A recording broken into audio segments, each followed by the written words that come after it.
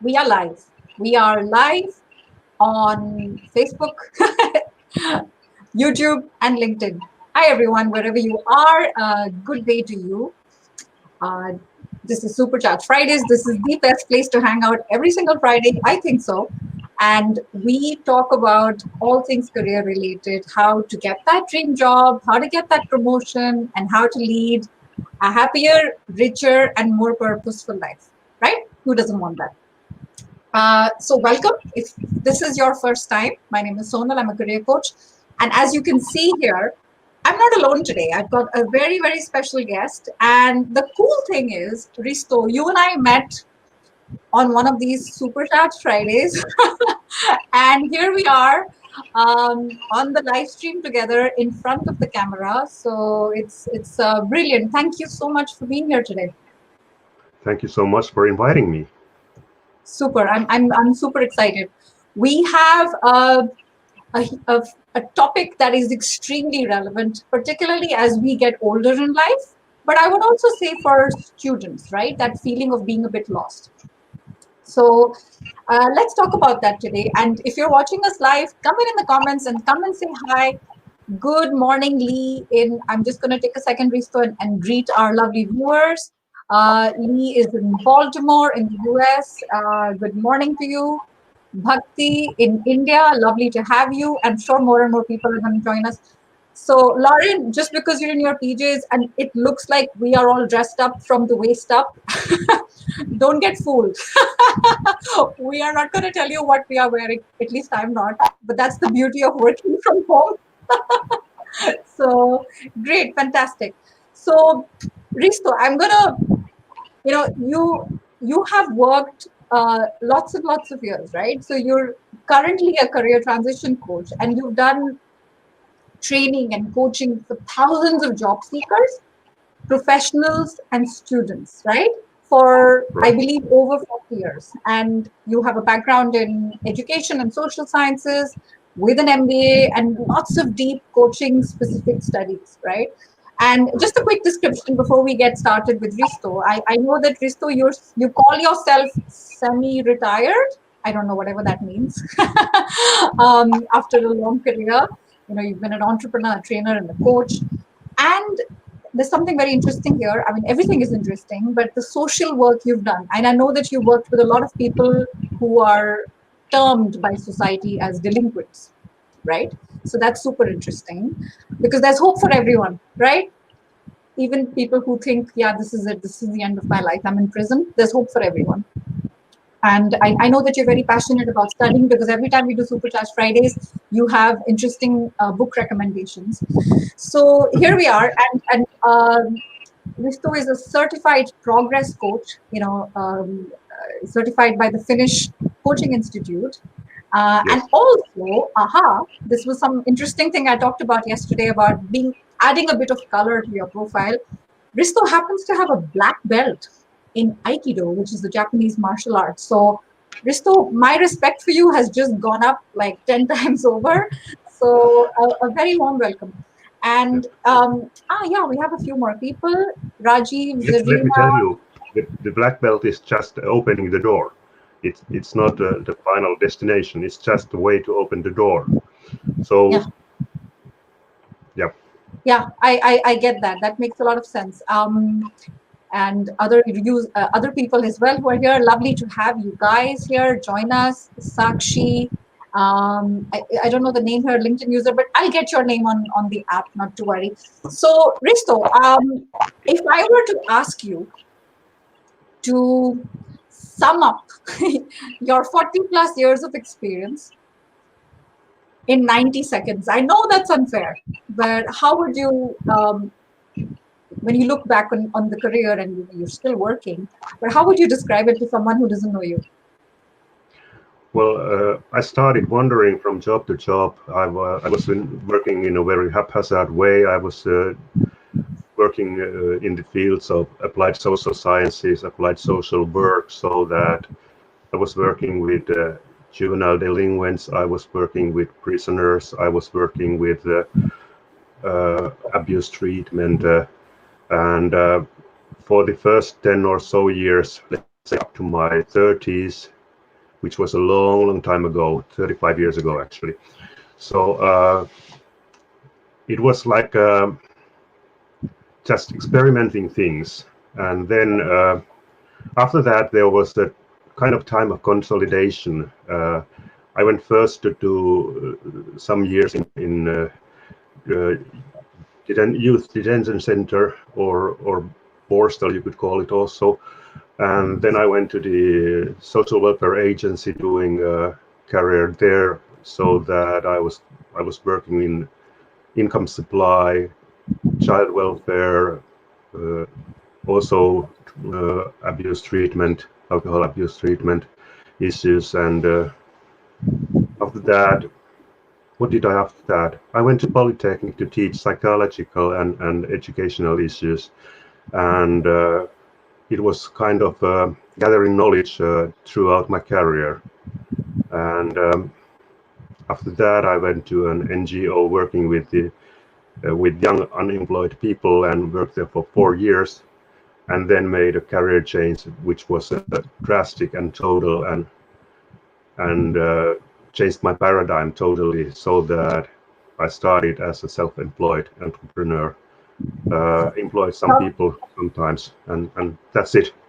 Yeah, no, that's interesting. I want to rewind a little bit, because you said you worked a lot with people in prison, people, a lot of people who society has given up on, Yeah, people with deep psychological issues. So we're talking about some, you've seen some really dark things, Risto, right? yeah, right. So talk to us a little bit about some of, the lessons that you've been able to take away. Particularly, I want to focus on the question of prison mates, and how can some of those lessons actually apply to us. Hopefully, none of us have watching has ever been in prison, but the relevant common threads there. It's really difficult to describe it, but I would say first of all that there's always hope, and you have to figure out where you start from. It's kind of a yeah, mapping your context, and figuring out. I tell you an example. Yes. I used to talk with the prisoners about gathering wealth, and I usually ask them, "Do you want to get rich?" And the answer was absolutely yes. I want to be rich. And I said, "Okay, where you are now? If you figure out a pyramid and say, there, where you are now? I'm on the bottom or below that bottom because I have so much debt." So I said to them, "Would you like to work 6 years to gather new skills and some kind of compound effect in savings and everything like that, to get even first, and then another 6 years to get financially secure, and then another 6 years to get prosperous, and then another 6 years, all the time gathering new skills and finding a new paradigm in your life, and then you are, after 30 or so years, you might be rich." So it was really funny with those guys, because they said, "Oh, I don't have the patience for all that. Can we do it shorter?" And I said, "You have tried it shorter, and you are now on board." So You tried it. You tried the get rich quick, and now you're in jail. yeah, exactly like that. So the first thing is that you have to figure out where you are now and where you want to go, and what you are going to sacrifice, or what you want to do to get there. And on a professional side, one of the most interesting things was that those prison mates were really manipulative, so that they try to hook you every time, and you cannot lie to them. Yeah. You are going to get caught if you lie to them. So you had to be very careful and keep the distance, and that's one of the things now later when I think about let's say corporate professionals or CEOs or some other stuff. So how to keep the relevant distance with your client, and prison was a really good teacher for keeping the distance, so that if you are emotionally too involved to their problems or their issues, you lose your objectivity and you cannot help them anymore. If you are too far, if you are cold, you cannot feel them, and you cannot kind of find the common language with them. I understand. I understand. No, that's really well said. I don't know. Sorry, we might have some echo Yeah. going on with audio. Can you hear the feedback? Yeah, I can hear the feedback. It's gone now. Hopefully it stays gone. So we've had some interesting comments here, very essential tips. And Lee, I completely agree. Something that can come very quickly can also leave very quickly, and that can be pretty painful as well. Darkness to light. Yes, it's a journey, and prisoners are definitely symbolic of what people have to go through, and I couldn't agree more. So I see that we have a question as well from Ravi, and Ravi, we're going to get there. I promise you we will. In fact, I want to make a comment about the post that I shared where I said, Risto will be coming on Supercharged Fridays. And this is the first line I had shared. This resonated with quite a few people. People that I know, people who reached out. Risto, when someone says I'm feeling lost, I thought I knew this is what I want to do, but now I'm not so sure. And then there is a lot of self-judgment, right? I should have figured it out by now, but I haven't. So what is wrong with me, right? Shouldn't I have figured it out by now? How would you answer them, Risto, when you hear this? Well, when I read this first time, I just tried to figure out an answer, and this is the only time I'm going to read it from my paper here. And the answer is no, you shouldn't, because the career is a continuous interplay of a multitude of factors, so that sometimes they come disorderly and disruptive, sometimes they come intended. It's a journey that never ends until you just quit your job and retire or whatever you do.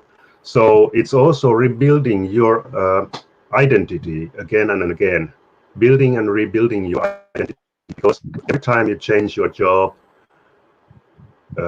if it's a drastic change, like a transition or transformation even, so you have to change your role, and when you change your role, you change your identity.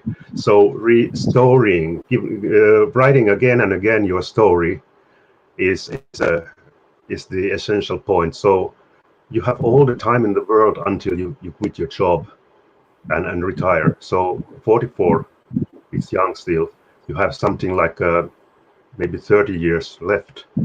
I'm now 65, and I still think that I could have maybe 5 years or even more left. And somebody said that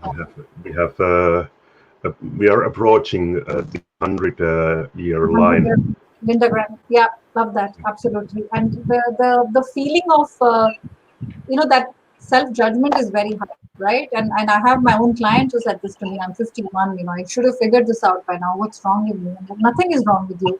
We never stop growing up, right? So yeah. It's super relevant what you said.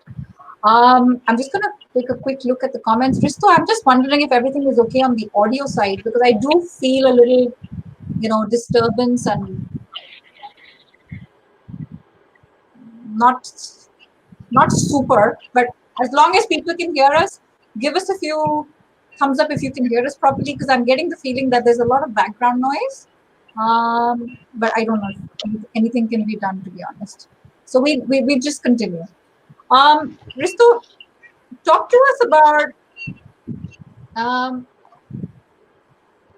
where we are today, because I know that we have a lot of tools and we want to share those tools with you. And Ravi, that one of the tools would probably help you in answering your question as well. Talk to us about where we are today.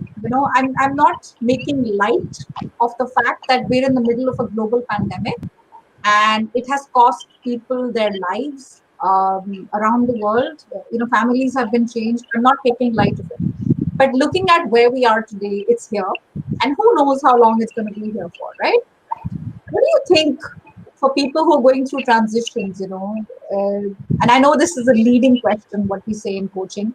Do you think more of it is a catalyst, more of it is an obstacle, most, as a manifester? How would you look at the role of COVID today in our career?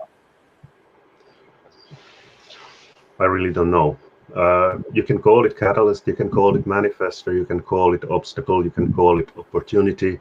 It's a black swan, like Nassim Nicholas Taleb used to term it. And, Yeah. and it's about your framework, it's about your attitude, it's about your mindset, what you get out of that. For me, the COVID-19 has been affecting really little because I live in the countryside. I go to the city only once a week or so.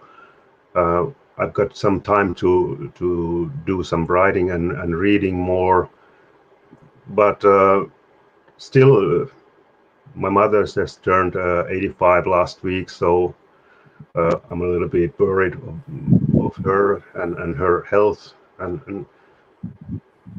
but I just like to be careful and take care of the issues that matter, like washing your hands, having your masks, and avoiding the crowds, and that's the thing I can do, Yeah. and I That's can what you use can the control. time for reading and writing and trying to be helpful for people if they need any assistance, like coaching or something like that. Also doing it on pro bono basis, so it's not about money anymore so much. As you started with you don't really understand what it means to be semi-retired. It means that I have my pension and I will work time to time for money and for free, and just to keep my intellectual sphere vivid. Yes, love that. Absolutely. And you're learning every day, right? And Rajiv says it very it's so true. Lifelong learning, as long as you're evolving and growing every day Yeah. and becoming a better version of yourself. And we also had some comments that the audio is fine. So that's good to know. Let's continue. Um, I'm tempted to go into a question. Risto, before we get started, because I know you have some tips that you're going to share with us, some tools that you Yeah. have designed today. But in anticipation of that, Ravi says, how do you handle a step down after 20 years of work experience? And the reason for taking less responsibility is to spend more time with family. How do you handle that psychologically? How do you handle it mentally, with that type of shift? Because it's very tempting to say, don't do it. It's not worth it. How would you say that? Yeah. What do you lose when you step down? Prestige, money. So what? What do you gain? Maybe family time, maybe better health, maybe less stress, maybe just putting them on both sides of the paper Yeah. and looking that what do I gain, what do I lose, and it's always more easy if you are voluntarily doing it, so Yeah. that you are not forced to step down. Of course, if you are forced to step down, it is a disappointment. You have lost something precious. You have kind of suffered and lost your battle in the field of honor, in the field of employment, which is one of the fields of honor, so-called. But what about if you concentrate on your field of culture, or concentrate on your field of family, or concentrate on your field of health? So figuring out the other fields of honor or other fields of competence is one of the keys, I think. When I left my tenure in Polytechnic and went to an NGO, I lost about 30% or something like that of my salary. Yeah. Well, after the taxes, it was far less than 30%. But I found the new world. I started to learn experiential education. I learned about action review methods and found a new kind of a springboard for myself for being later self-employed coach and trainer. Okay. So if you are feeling sad now for your situation, maybe you should just think that for what next position this can be a springboard now. Yes. And if it's not position, for which kind of a stage of life or phase of life you are having a springboard here now. Yeah, I love that because I think getting feedback again. I don't know why. Do you hear the echo? No, everything is okay here.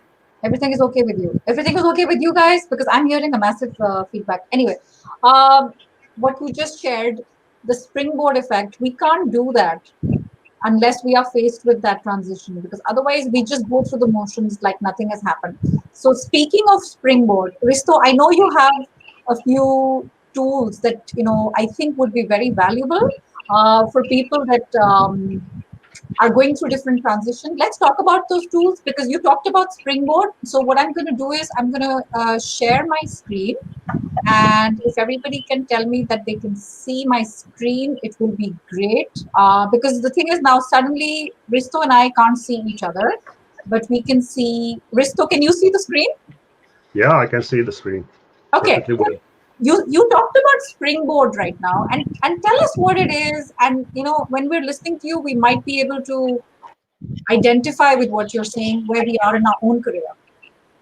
Yeah. The first thing when you think about your narrative as a career narrative is that how long is your time span? And this idea is that when I ask you, what is your career? How long is your career? If you think, let's say, 30 years forward, it looks probably different than if you think about 5 years forward. Yeah. So this actually came from the martial art karate, this idea 10, 15, 20 years ago, because when you try to break a stone or a tile in karate, so you don't focus on the stone, but you focus below the stone so that you go through the stone. So my idea here is that you shouldn't focus on your next job, but you could maybe do better if you focus on the job next to your next job, or even one step further. So then you can make a new kind of a meaning with your career narrative. Right. No, that's fascinating. I think that's we don't tend to think of our career in this way. So this is hopefully making people think a little bit. But Risto, how about giving us an example that you've seen from your own coaching practice with your own clients on how somebody has used the springboard technique and made it work. You take an apprenticeship. You start with that, but your idea is not to stay there. When I went to the NGO myself, I thought, okay, I will be teaching there a few years, and I had a quite strong vision that I would be some kind of a chief development officer or something like that after a few years. Well, it was an NGO and it didn't work to business anyhow. So I decided to take my next step, and it was starting a new business, a business of my own. And after that, after working for for 10 or so years with unemployed people, I thought that, okay, I could do something more. So this was preparing me to go and make my MBA and gather my clientele from our corporate world also. So it's very personal for everybody. How do you figure out your springboard? But just to think about it, that it's not only about this moment and this job, but what can I take with me from this job when I leave within 4, 5, maybe 10 years or maybe 10 months. So as the rules of employment have been changing so rudely during the last 20 or 30 years, it's about bargaining individually. It's about taking care of your career. They talk about boundaryless career. They talk about protean career. They talk about post-industrial career. So it's up to you. Yeah. How was that sentence with 10 words and only 2 letters in each word? If it is to be, it is up to me. Was it so, John Doran, I think? Yeah, love that. No, there is that. Oh, there's a little bit of feedback because it comes for a little while and then it goes away. But Sandra is here, so lovely. I love what you said, and somebody's joined us from Australia, and it's very late in Australia, so appreciate that you've been here. Risto, you said something that also reminded me of your answer to what is COVID going to be looking like for us? A catalyst, excuse, a manifester, a springboard. It's very personal. So what does a springboard look like to you? It's very personal. But everything that Risto is saying, going below the surface, will really be worth it here and understand it a little bit better.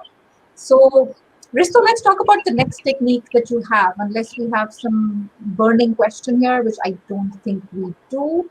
So, I'm going to look at the next tool with you, which is the core driver. Explain this to us, because Ravi, to some extent, I think your question, if you're still watching us, I found it very relevant to this as well. What is it that drives us? So, Professor Koskinen, if you could please explain. So, not even a master, just an MBA. and definitely not a professor. But I use this figure to explain that whatever context you have, you probably have some kind of a core driver. Yeah. And what it is that really makes you tick, it's worth looking at. So there's an example. It's actually a family example. Yeah. My wife used to work in business with clothing and furs and such stuff, and got asthma. And she had to change totally her work. So she went to social care business, and it was totally different context. So what was the core driver for her? It was entrepreneurship. She wanted to be individual, making her rules and doing everything like that. So yeah. Probably the freedom of working her own way was her core driver. It could be money also for some people. It could be learning for some people.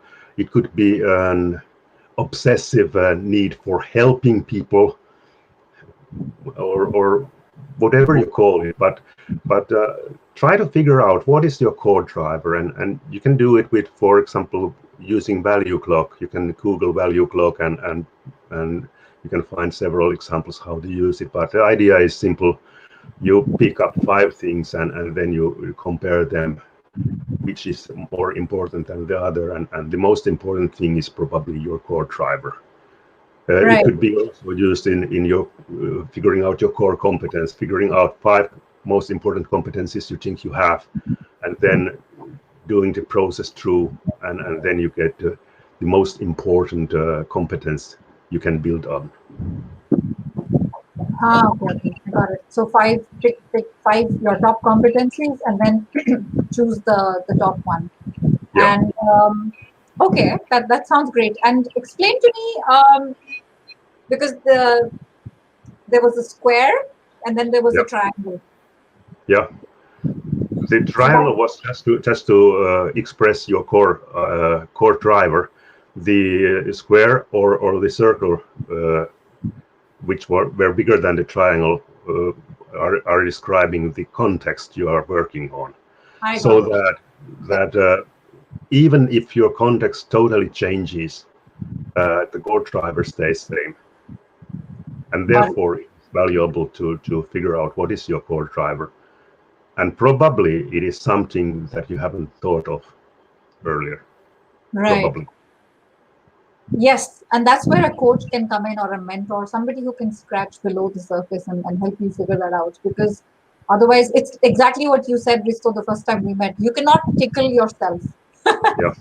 It's not funny, but somebody else does it and then it works. It's the same way. The mirror effect of understanding how we are as people. Yeah, that makes a lot of sense. Oh, but New Zealand is really the other side. Ishwarya, super glad that you could join us. So, um, the springboard, the core driver, those are two points we've seen together, two tools we've seen together. We have a question here from Satish. So, hi Satish. When we make a risky move to leave an established position or a job, just like because you said that, Risto, and I want to come back to it. That time when you made a change and you worked for yourself, and then you say you do this to devote more time to your family or to a passion. How can we best manage public perception positively so that the next opportunity is not, hampered? You're not, it's not damaged you or your next move. Yeah, a good question it is. Um,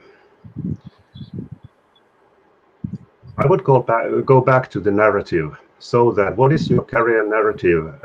How is that macro narrative going there? Sometimes, like the COVID-19, or let's say 1989, 1990, we had in Finland a banking crisis. So there is always a macro narrative also going on, and maybe it explains some of your choices, so that you couldn't go on, for example, during the banking crisis anymore in the finance, but you had to choose something else. So that could be an explanation for your change. Uh, when it's a personal change, it is also as well justified as a macro narrative change, so that you just tell people that you have chosen this because of, and then you have your explanation there. The problem is that sometimes it is not socially accepted, and one of the parts of the career narrative is that you have to get the socially accepted uh, social acceptance for that career narrative, and that you have to work a little bit. But Yeah. I do personally believe that most people understand when you try to explain and say, okay, this is my way of doing this, and I don't know if you hamper the next opportunity with this kind of a thinking, but it's up to your authenticity too. If you are unhappy to do this thing you are doing now, and you have to change out of that, it's about your authenticity and your happiness and your well-being. So I don't have any better answer. No, I think, okay. Feedback is gone. I think that we have to go below the surface here, and Satish, what you're asking, and Risto's making some brilliant suggestions, but it's very personal. And I think that doing what you want to do is brave. I think it's brave because you're going against the grain, right? And the best things in life that are worth fighting for are hard, because the easy stuff comes very, it comes without a fight. I was talking with a friend today, and Lee, exactly what you said. You stop at some point. You need to stop worrying about public perception. It takes up a lot of prime real estate in my head to focus on. And also, I was talking to a friend this morning, and something bad happened. There's a lot of riots going on in her city, and a friend of hers was held at gunpoint. So, she said, these things make you think, don't sweat the small stuff. It's not worth it. So, at some point, you'll also realize this is, as long as I accept it, that's all that matters. It's between me and my family. And the sooner you come to this realization on your own, I just think it's easier to win when you win with yourself. I don't know if you want to add anything to that, Risto. No, Okay. it's good like that. Yeah. Okay, cool. So I'm going to continue, Risto, because I know you have other tools as well, and I'm going to share and go back to the screen. And the third one, let's see what it is. It is the ecosystem approach. Yeah. What does this mean? How can you explain this to us? Yeah. My ecosystem was built on this kind of a figure years and years ago, and the red triangle there is your core competence or your core job or whatever you call it, and mine was teaching, and I was thinking, what are the things that are supporting my success as a teacher? And there were some things like mentoring and research and some psychology and so forth. Mm-hmm. And then I thought that, okay, there was also a lot of training. It was training in my hobby in Aikido. Also, I was teaching Aikido, but it was training for unemployed people and students trying to get entry to the job market. So you can maybe figure it out so that, okay, my center is teaching, then there is training, then there is supervision, and then there is research maybe, or something else. Each of us has something, their own kind of a system, own kind of ecosystem, depending on their job and their profession and their employment and everything like that. Also personal interests and whatever you can add with that. And then I had to change it, and I changed it to training. And this is the center part of the picture now. And the rest were not so necessary. So I put that training in the middle of the triangle and asked myself, what could be the complementary parts to make me successful in training business? And there was supervision. I didn't have a certification in supervising, so I went to the University of Jyväskylä in Finland and took a 2-year studies for supervisor degree. And then there was coaching, which came little by little. So I went to Finnish Coaching Institute and took a more than 1 year program for certification for a coach. And then there was still research, because I thought that, okay, if I want to be a good trainer, I have to research things and figure out all kind of stuff to be able to translate or transmit some ideas to my students. So that way my ecosystem changed totally. If you are, let's say, you are a jeweler, your ecosystem can include the shopkeeping in the middle of the triangle, maybe doing some export-import stuff as a complementary thing, maybe repairing old jewelry, maybe designing, and so forth. But the idea is that when you think about your career, you can take a lot out of your past and try to figure out how to build a consistent, consolidated entity of your profession or your career or career phase. Right. Does it make sense to you? Yeah, yeah, it's never thought of it this way. But can you explain why the last triangle is pointing down? Yeah, just because the red one is upwards. No Ah, other reason. okay, okay. No, because I'm quite visual, so I like to understand these things and makes it very interesting. Yeah. So it's kind of like almost like looking at your career as an entity, as a person. You know? So, and I, I love that, looking at it in a very scientific and pragmatic manner, because the way, you've explained it. And the hiccup happens when we manage our fears to get them to the point that we're thinking we need a proper strategy, etc. But the things that you shared are, it helps because we view it as almost like a person, like our career is like an entity, like you said, it has an identity of its own, and this is the core. And yes, your core can change. So I love that. It takes a little time and it takes a little patience. Yeah. So And maybe the core doesn't change really, but it shifts a little bit. it shifts. You're right. Change is a big word. We throw this word around a lot. So I love that. That makes a lot of sense. Good. So we can continue with the tools, but before I do that, I want to take a little break, in the sense that just break things up a little bit in terms of just showing the tools, and I want to make it a little interactive.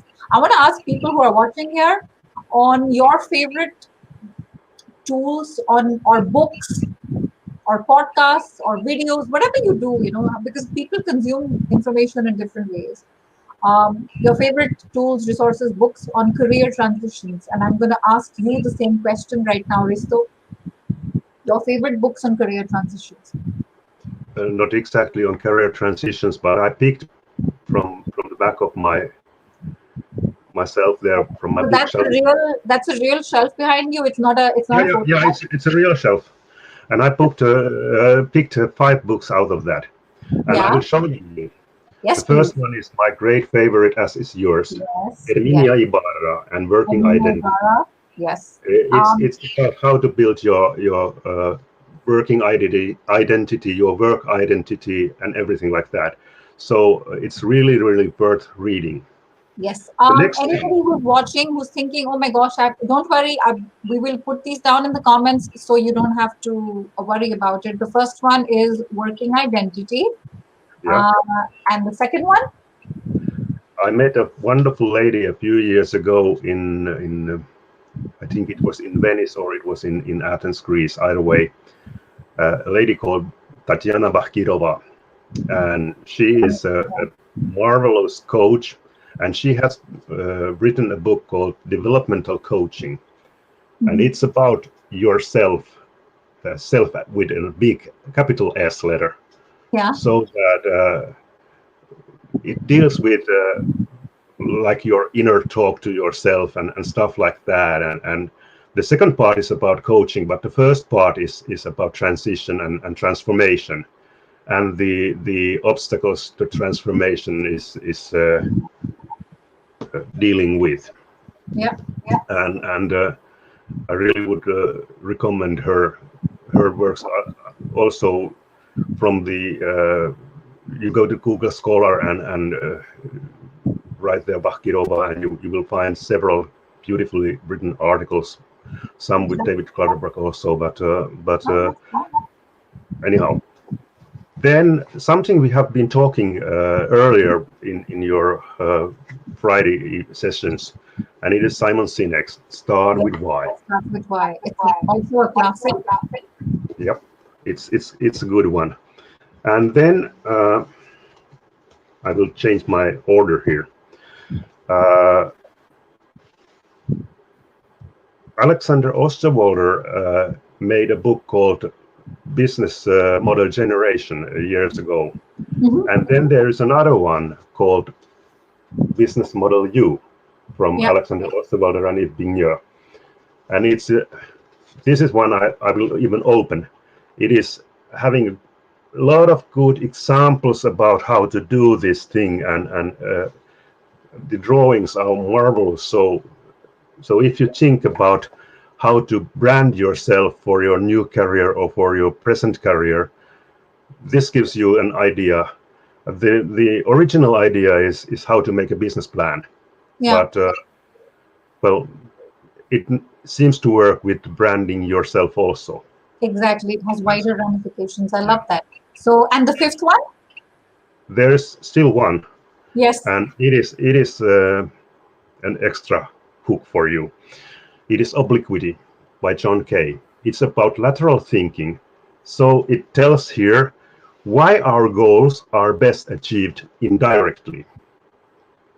And it's an easy reading,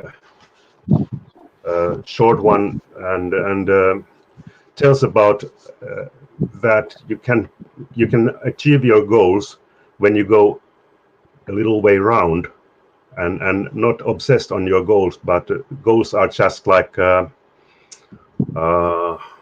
how do I call them? They are just like a sideline for your efforts, so that the process is more important, and doing the process vice versa, not, or like upstream. Yeah, I got So that.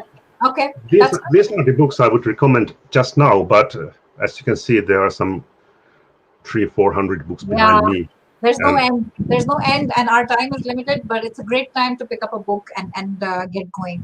Great. yeah, So we've covered, Risto, we've covered a couple of tools. Let's go through two more very quickly because I'm mindful of people's time and I'm also mindful of your time.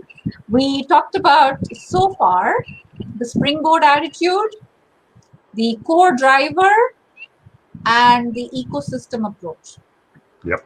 And the next one you have is area of distinction. I love this because it sounds to me like closer to the personal branding thing, which I love. So talk to us about this. Yeah. The idea was that the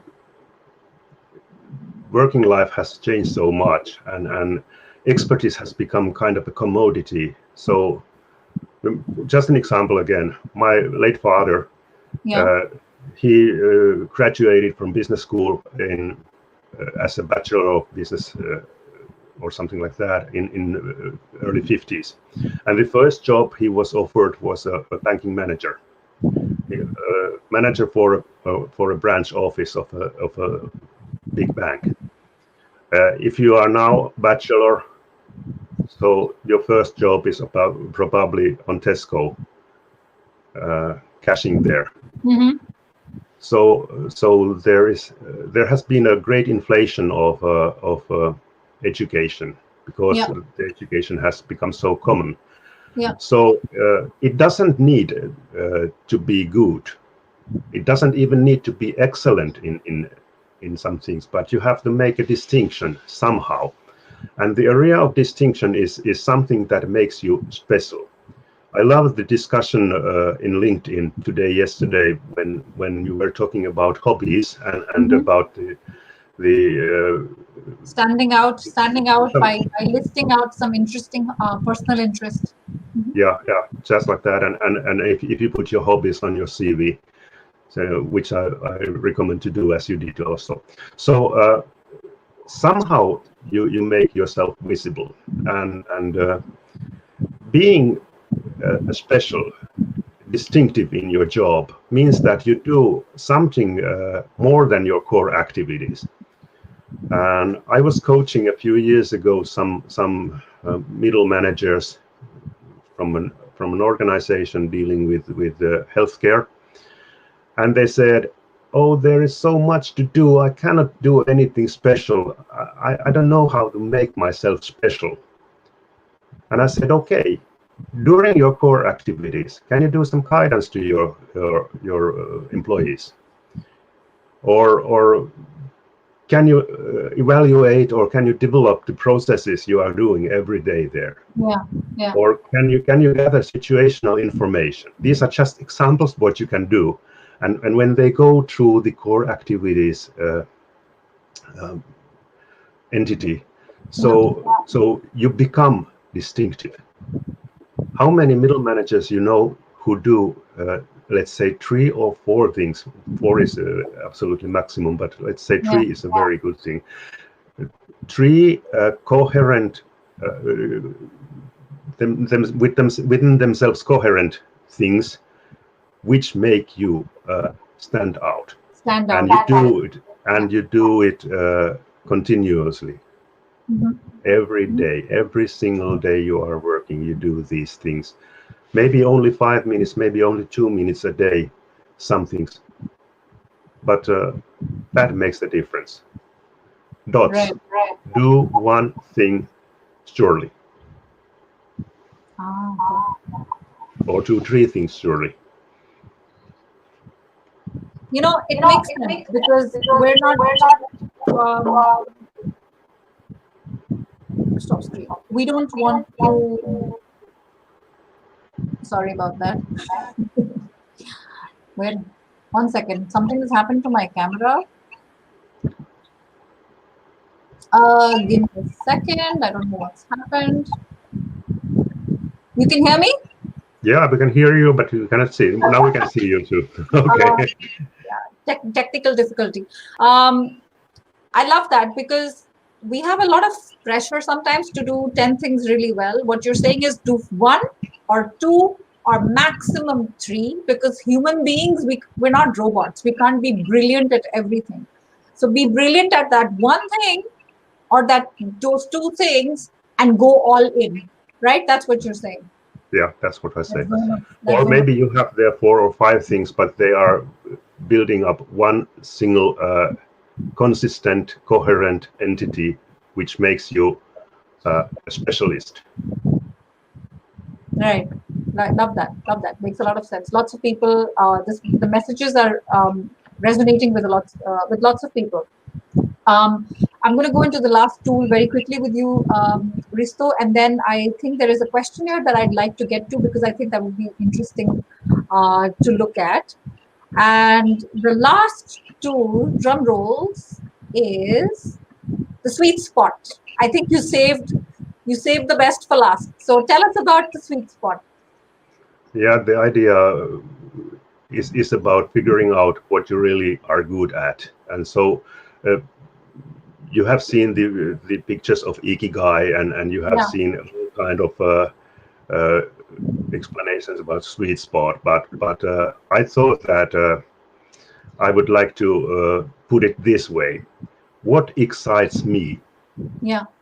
Is a question we usually ask ourselves. And I have put there down some things like deep insights or paradigmatic changes or metamorphosis or disruptions or something like that. Also double binds and things like that. But the other thing is, what excites me in my client? What would be exciting in my ideal client? Or in the case of people watching, it could be their ideal employer. Yeah, it could be also my ideal employer. Of course, the issues are totally different when you think about your employer. But when I think about my client, she or he is on the brink of something new and have to take some serious decisions.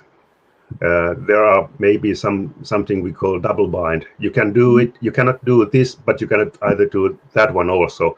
You can't opt in or opt out. It's the term is. I think it was from Gregory Bateson in 50s, and it was a theory towards schizophrenia. Right. But it's the easiest thing to explain the double bind is to say somebody, please go away, but don't leave me. How you go away when you don't leave somebody? So it's an unsolvable dilemma. We had in social work years ago a problem. We were we were told that we have to serve our clients within a certain time frame, and using those resources and using those methods we did, it was absolutely impossible. And we had to figure out how to get away from that point, so that we have to serve the clients, and we have to be able, even if we are not able to do it. So we changed the system so that some of the jobs were outsourced, and some of the jobs were automated, and so forth. It's normal in business, but it was very new in social work at that time in the 1990s, 1980s. So when you figure out what excites you in your client, what excites you yourself, you can maybe find a sweet spot, and mine is something like building some transformative changes. So, and with transformative, I mean that there is a shift in the paradigm, so that transformation is something that has a certain breadth and certain depth, and also has some stability. It's not just a quick change. And when I think about career transition, today I mostly work and think in terms of career narrative in a long time span. So yeah, no, that sounds great. What are the stories we're telling ourselves? So that makes a lot of sense. Risto, I want to ask you something, because I know you're from Finland, and there is a concept in Finland which is the sisu, right? And it's being talked a lot about on social media. Everyone who's watching, if you don't know what this is, if you Google it, you're going to get like hundreds and thousands of results. It's this concept of, stoicism, determination, tenacity, grit, bravery, resilience, particularly when you go through something bad, right? And I can't think of a more relevant concept in the world we live in today than sisu. And I want to talk about it. I will talk about it next week on LinkedIn. But for anyone who's listening who doesn't know what this is, tell us from your experience as a person from Finland, as a Finnish man, what does this mean to you?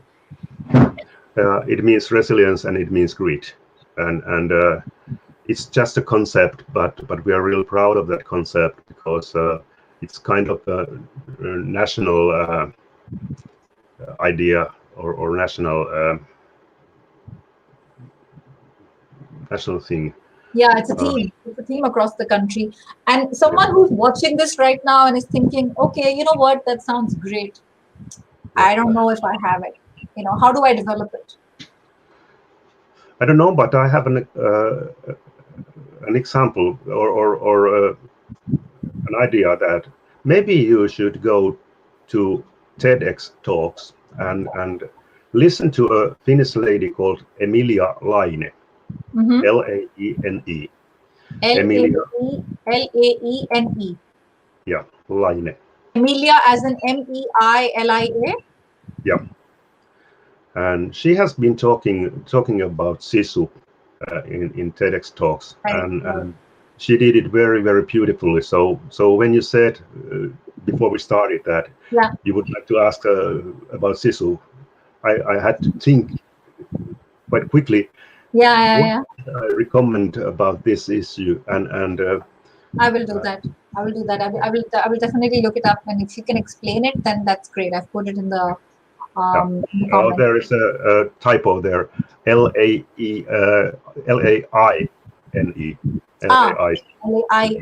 Laine. Okay. I'm sure if we do sisu and TEDx, I'm sure it's going to come up as well. So if you Google TEDx sisu, it will give you exactly without the speaker. So great. Risto, lately what I've been doing is I've been asking people who come on Supercharged Fridays the same question, and I know we're 1 minute before the hour is over. Doesn't matter. If I'd love to know from you, looking back on the last 40 plus years in your career, and when you think back and you're like, damn it, I wish I knew this sooner. I would have been maybe happier, or I would have done things a bit differently. What are some of those lessons that come to your mind right now? Maybe three things.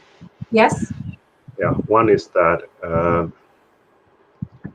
experimenting and drifting is beautiful and good for you, but focus is the king. So I really hope that I had focused myself to guidance and such things earlier in my life in a more conservative way, kind of. But anyhow, Uh-huh. my career was not a success, but it has made me able to survive the black swans of the life until now. So